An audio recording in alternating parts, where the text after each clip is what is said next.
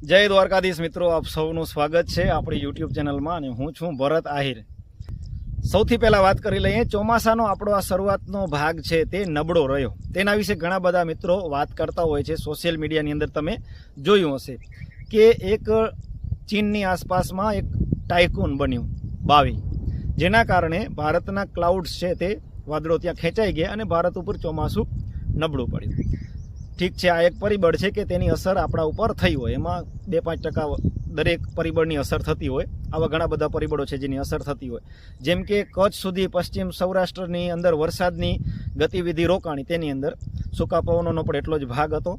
ત્યાર પછી system, depression system હતી, તેનો લાભ પણ આપણા સુધી ન પહોંચ્યો, તેનો પણ એક ભાગ હતો, જેમાં એક વોર્ટેક્સ પણ બન્યું, તો એનો પણ એક ભાગ હતો। તો આવા પરિબળો ઘણા બધા હોય છે કે જેનો પોતપોતાનો એક રોલ હોય છે। તો આવી જ રીતે જે ટાઇકૂન બાવી છે તેનો પણ એક રોલ છે। પણ ભારતના આ ચોમાસાને શરૂઆતના આ ભાગની અંદર સૌથી વધારે કોઈએ નુકસાન કર્યું હોય, એટલે સૌથી વધારે જેનો રોલ છે એવો પરિબળ છે એ છે એમજેઓ, મેડન જુલિયન ઓસિલેશન। તો આ જે એમજેઓ છે તેને અલગ અલગ 8 ભાગમાં વહેંચવામાં આવ્યો છે। કયા ભાગની અંદરથી એક્ટિવ છે તે જોવાનું હોય છે। 8 ભાગમાં અલગ અલગ એક્ટિવ એના ભાગ હોય છે અને તેને 30 થી 60 દિવસની અંદર એ ટ્રાવેલ કરે છે। ટ્રાવેલ કેવી રીતના કરે છે કે હિન્દ મહાસાગરની અંદર એક્ટિવ છે, ત્યાર પછી તે ઇન્ડોનેશિયા તરફ, એટલે કે હિન્દ મહાસાગર પશ્ચિમ, ઇન્ડોનેશિયા, પ્રશાંત મહાસાગર, અમેરિકા થઈ અને ફરીથી એક આખી પૃથ્વીનો ચક્કર પૂરો કરી અને ફરીથી હિન્દ મહાસાગરની અંદર આવે છે। એમજેઓ શું છે? તો એમજેઓ એક વેવ છે, એક તરંગ છે, જે પવનનો પટ્ટો છે, તે પવન પોતાની સાથે ટ્રાવેલ કરતી સાથે વાદળોના એક સમૂહને લેતો જાય છે આગળ, અને તે પશ્ચિમથી પૂર્વ દિશામાં ફરી અને પૃથ્વીની એક ભ્રમણ કક્ષાને પૂરી કરે છે, જેનો સમય હોય છે 30 થી 60 દિવસનો સમય। અપવાદરૂપ ક્યારેક એ 90 દિવસ સુધી પણ એ ફેઝ ચાલી જતો હોય, એટલે કે એને સમય લાગી જતો હોય જ્યારે તે ધીમી ગતિ આગળ વધતો હોય છે। જેમ વેપારી પવનો છે તે પૂર્વથી પશ્ચિમ તરફ આવતા હોય, તેની વિરુદ્ધ દિશામાં એમજેઓ છે તે વાતાવરણની અંદર ટ્રાવેલ કરે છે। 850 એચપીના લેવલથી તેને 200 એચપીના લેવલ સુધી પણ જોવામાં આવે છે, એટલે કે લો લેવલથી છેક હાઈ લેવલ સુધી તેને જોવામાં આવે છે। 1.5 કિલોમીટરથી 13 કિલોમીટર 12 કિલોમીટર સુધીના એરિયામાં તે વિસ્તરેલો પવનનો એક તરંગ છે, જે પોતાની સાથે ફરતી વખતે 2 ફેઝ બનાવે છે। તેનો એક ભાગ હોય છે તે ઉપર ઉઠતો ભાગ હોય અને સામેનો છેડો તે નીચે હોય। તરંગ જેમ પૃથ્વી ઉપરથી ઉપર જાય અને નીચે જાય, એવી રીતના એક તરંગ ચાલતો હોય, અને આ તરંગની અંદર જે ઉપર ઉઠતો ભાગનો જેટલો વિસ્તાર છે ત્યાં લો પ્રેશર એરિયા બનવા માટે તે સપોર્ટ કરે છે, અને જે વિસ્તારની અંદર તેનો દબાયેલો ફેઝ, નીચે જે ફેઝ હોય છે એ ફેઝ તેને હાઈ પ્રેશર એરિયા બનાવે છે, એટલે કે ત્યાં લો પ્રેશર બનતું નથી અને ત્યાં જે વરસાદ છે તે ખેંચાઈ જતો હોય છે। અત્યારે એમજેઓનો ભાગ છે તે 8 નંબર ઉપર, એટલે કે 1 નંબર જે હિન્દ મહાસાગરની અંદર એન્ટ્રી થવાની હોય તેનાથી એક સ્ટેપ આગળ છે, એટલે આપણા ઉપર છે એમજેઓનો જે ભાગ છે તે દબાયેલો ભાગ છે। એટલે અત્યારે આપણા ઉપર કોઈ લો પ્રેશર એરિયા જેમ કે અરબ સાગર પણ અત્યારે શાંત જોવા મળી રહ્યો છે। 8 નંબરનું છેલ્લું સ્ટેજ છે, ત્યાર પછી ફરીથી તે પશ્ચિમ હિન્દ મહાસાગર અને ત્યાર પછી મધ્ય હિન્દ મહાસાગરમાં પણ એન્ટ્રી થશે। વાત એવી થઈ કે આપણે જેવું ભારતની અંદર, ગુજરાતની અંદર ચોમાસું એટલે કે મોન્સૂન ઓનસેટનો ટાઈમ થયો, એ ટાઈમે એમજેઓ છે તે આપણા એક્ટિવ ફેઝમાંથી આગળ નીકળી ગયો હતો, તે ડી એક્ટિવ ફેઝ આપણા ઉપર ન હતો। આગળના જે વિસ્તારો છે પૂર્વ તરફ ત્યાં આગળ વધી ચૂક્યો હતો।